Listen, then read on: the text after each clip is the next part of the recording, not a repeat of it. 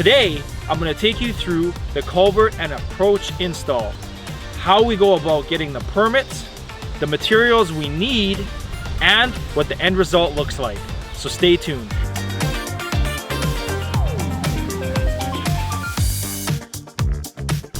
Alright guys, so let's start with the permit pulling process. The first thing you're going to do is pull your permit for your approach. You can't put an approach in without a proper permit. So who do you contact?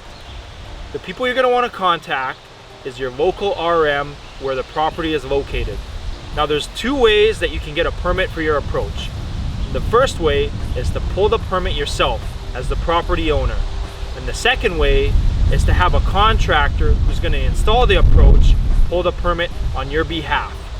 Now what are the pros and cons of each one?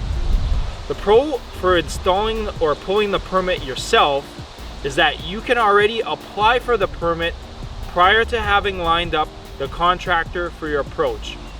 This means that when you have your permit issued, you already are ready to go once you hire your contractor.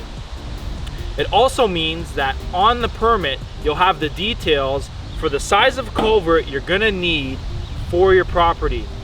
This lets the contractor bidding on your project know the specifications of what they have for materials to order. It'll give you a detailed quote when they provide the price. Alternatively, you can have a contractor do the work for you. They'll put in a request for the permit and pay the fees on your behalf. What this means is you don't have to go through all the legwork of doing it yourself. The con to this is you'll have to wait and hire a contractor first, and then they'll have to issue a permit. It'll make the process take a little bit longer. On the permit, it'll outline the size of culvert you're gonna need for your area. They'll have a detailed drainage plan for your properties, and this will dictate the size of culvert you need to divert the water away through the ditches.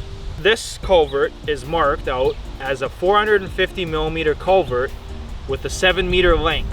What that means is the diameter is 450 millimeters high, and the width of the approach is going to be 7 meters. Now you can change the sizes, but there's going to be a minimum on your permit for what you can install. So you'll want to have your permit in hand before you go ahead and start ordering your materials. Alright, so you got your permit in hand, and it has the specifications for what you need in terms of size and dimensions for your culvert. The next step is actually picking where you're going to put your approach on your property. Now there's a couple different factors that are going to help determine where you want to put it. The first is the size of driveway is going to be dictated on the type of cottage you're putting. Now if you're building on site, you can have a tighter approach because you're bringing in raw construction materials.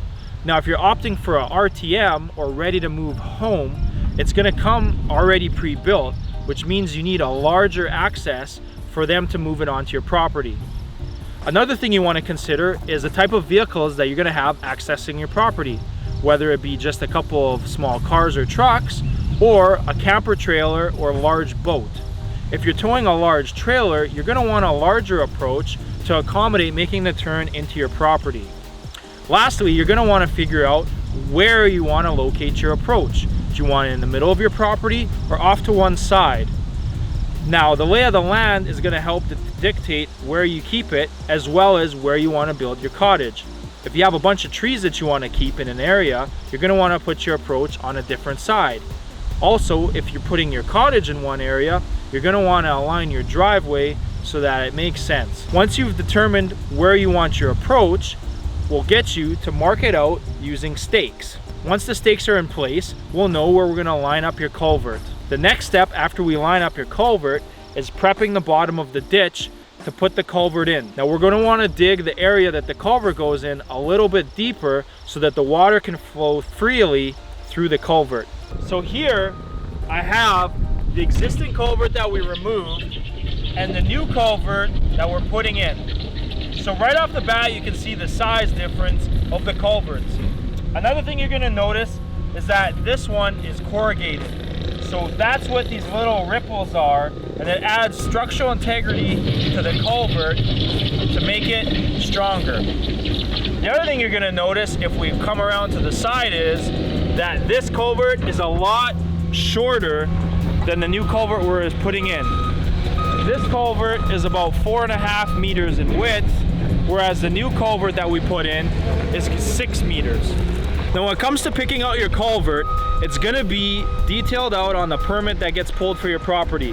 Whether you pull the permit or your contractor pulls the permit, it's gonna have the same specifications from the RM.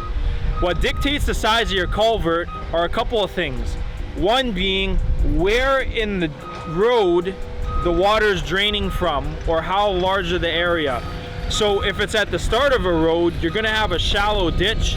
The requirements for your culvert are gonna be a lot smaller. If you're way down at the other end, where a lot of other ditches have already collected into, your ditch is gonna be a lot deeper. This is gonna affect the size of culvert that you need to make sure the water passes through your approach. Jason is working in the background. We just finished ripping out the existing culvert. Then we put in the new culvert and made sure everything was level. After that, we backfilled and leveled everything off. Now we're working on finishing the approach and putting in the driveway.